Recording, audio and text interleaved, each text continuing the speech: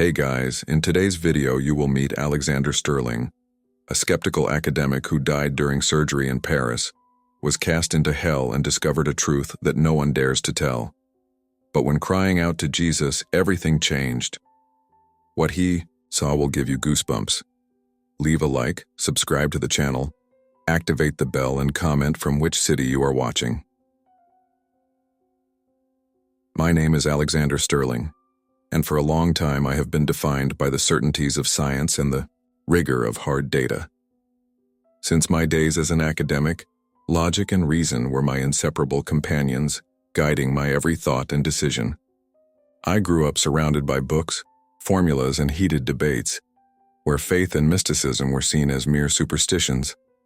I remember countless sleepless nights, immersed in theories and experiments, disdaining any mention of the unexplainable. He walked the streets of Chicago with a critical and distant gaze, always prepared to confront any idea that dared challenge the primacy of scientific knowledge.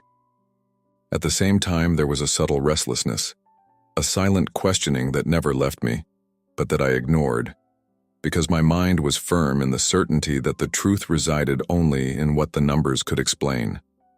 Every beat of my heart, every skeptical thought seemed to announce, without my knowing it, the beginning of a journey that would change my existence irrevocably. The distant sound of conversations, the echo of my own doubts, and the coldness of Chicago's concrete composed the soundtrack of a life guided exclusively by reason. However, at that moment, something subtle was insinuating itself behind the shadows of my thoughts, a promise of transformation that, without warning, was about to break the barrier of what I considered possible. During a trip to Paris to participate in an academic conference, I would never have imagined that destiny would have another plan for me. I remember arriving in the city with my mind buzzing with new ideas and intellectual debates, while the lights of the Eiffel Tower twinkled in the distance, announcing the magic of that metropolis. In the midst of this enchanting scenario, a searing abdominal pain began to set in, robbing me of any trace of concentration and tranquility. I felt the sudden impact, as if every cell in my body cried out for relief, but nothing seemed to be able to erase that torment. Confused and scared, I immediately sought help. Upon entering the emergency room of the Parisian hospital, the environment, although organized and professional, could not dispel the dread that was settling inside me. "You need to calm down, sir. We will take care of you," the nurse tried to console me, while my silent screams were drowned out by a mix of disbelief and despair.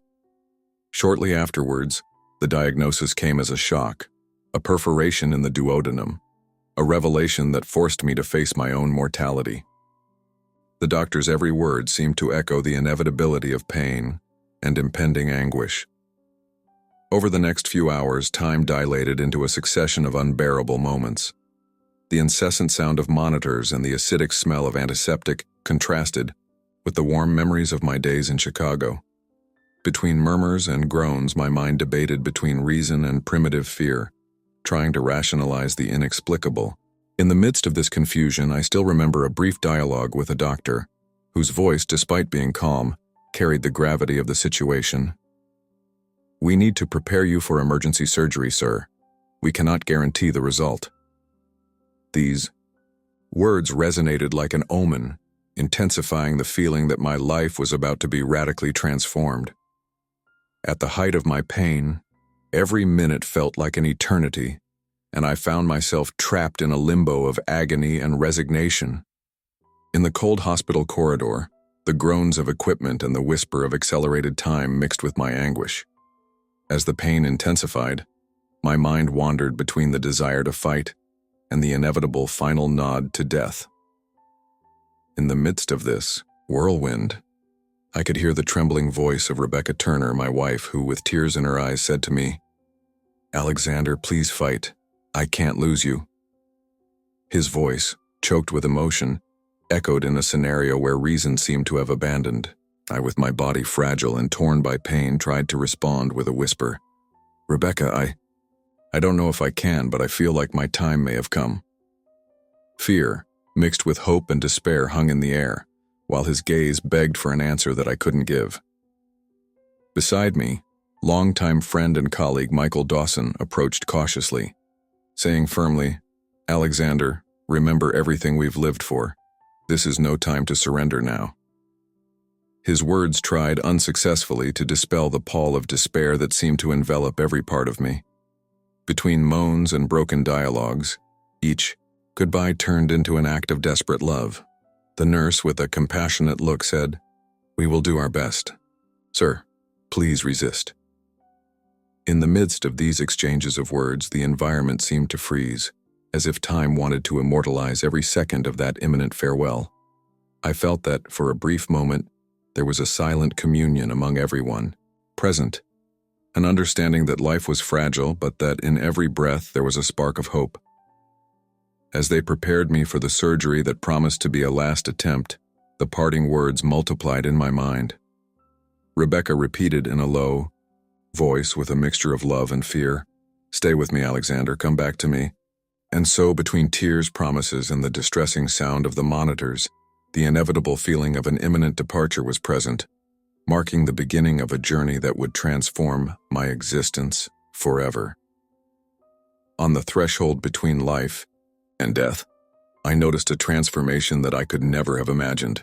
Amidst the excruciating pain, my body began to free itself from its physical restraints, and a new consciousness took hold, expanding my senses in a surprising way. I felt as if each cell vibrated with an unprecedented intensity, as if the surrounding darkness became a transparent veil, revealing hidden details of the environment. It was at that moment that I found myself floating between two worlds, where time seemed to slow down, and each sound, each color, gained a dimension that transcended the ordinary. When I opened my eyes, I noticed that my vision was no longer limited to a restricted field. It seemed like he saw everything around him with an unusual clarity, as if reality had expanded. Previously imperceptible sounds became soft songs, and the touch of clothes on my skin took on an almost poetic meaning. Confused, I tried to understand what was happening, but my mind, until then trained in logic and reason, found itself lost amidst a torrent of perceptions that defied all explanations. In this new dimension, I found myself in front of images that seemed like a mirror of my soul. For a brief moment, I stared at my own figure reflected in an invisible mirror, and the feeling of being myself, but at the same time something beyond, washed over me. It was as if existence revealed itself, in multiple facets, each one revealing an aspect of my essence that I had never noticed. The physical agony gave way to an ethereal perception, where suffering was diluted amidst a sensorial intensity that made me question whether I was dreaming, or whether death really gave me a second chance to understand the universe. The border between the real and the imaginary blurred, allowing me to see the complexity of what makes us human. Amid this confusion of senses, I heard the whisper of time, as if each beat of my heart told a story that transcends the body itself. And I wondered if, after all, this would be the beginning of a journey of self-knowledge, where the true essence of life would reveal itself in details that science could never explain. As my consciousness expanded, I was guided by whispering voices into a foggy hallway. The walls, once solid, now seemed to dissolve into a gray gloom, as if every trace of concrete merged with the mystery of the unknown. The air was filled with freezing humidity and an unsettling silence, interrupted only by the distant echo of footsteps that did not belong to this world. In the midst of this transition, reality seemed to fragment, and I found myself immersed in a scenario where time and space lost their meaning. I walked cautiously, feeling that each step took me deeper into this dark realm. Voices, almost imperceptible, murmured in English, carrying a melancholic tone that seemed to mix warning and compassion. At first, I tried to discern the words, but they dissolved in the cold wind that swept that corridor. In a burst of courage, I raised my voice and asked, trembling, "Who's there? Show yourselves." The only response was an oppressive silence, followed by a hoarse whisper that echoed off the walls. "You don't belong here." Every moment, shadowy figures began to take shape in my vision. Their outlines were vague, as if they were mere specters dancing between light and darkness, I felt a chill run down my spine and a feeling of helplessness took over my being as those threatening presences approached. I struggled to maintain the logic that had always guided my life, but in that environment, fear mixed with doubt, and everything seemed like a distorted illusion. The atmosphere was so thick that every whisper carried an inexplicable weight, revealing secrets that the heart in its despair was reluctant to accept. I was in front of a portal between two worlds, where fear was just the prelude to something greater. In the midst of this storm of sensations and doubts, I understood that journey, however terrifying it was an inevitable step towards a profound transformation. At the height of terror and pain, as the shadows threatened to swallow the last spark of hope, something extraordinary happened. Amidst the physical and emotional torture, my strength seemed to have been exhausted, and in an instant of complete surrender, a distant memory from my childhood emerged. I remembered the prayers I once heard, simple words but filled with a faith that until then I had always despised. In a desperate whisper with a trembling voice full of anguish, I exclaimed, "Jesus, please save me." The oppressive atmosphere broke as if an invisible barrier was shattered. Immediately, an intense, blinding light burst through the darkness around me, bringing with it a wave of warmth and peace I had never known before. I felt as if invisible, welcoming hands were surrounding me, dispelling the pain and fear, and replacing them with an inexplicable feeling of love and relief. The hellish environment gradually dissolved, revealing a space where light reigned supreme, bathing every detail with an almost celestial clarity. In this new scenario, soft and comforting voices were heard, speaking in a tone that surpassed any common language. A voice, clear and serene, seemed to come from within me, but also from something greater, saying, "You were chosen to live and love, to transcend pain and find the true meaning of existence." Beside me, ethereal figures were outlined. I perceived the presence of Jesus, with a countenance of infinite compassion, and of angels whose expressions conveyed the promise of redemption. The inner dialogue mixed with a collective whisper as if the universe itself was conspiring to restore my faith. "You are not alone, Alexander," resounded the voice, as every fiber of my being was filled with an energy that surpassed any human limit. The cry that echoed in my heart now found a response in divine manifestation, marking the beginning of a transformation that went beyond mere physical healing.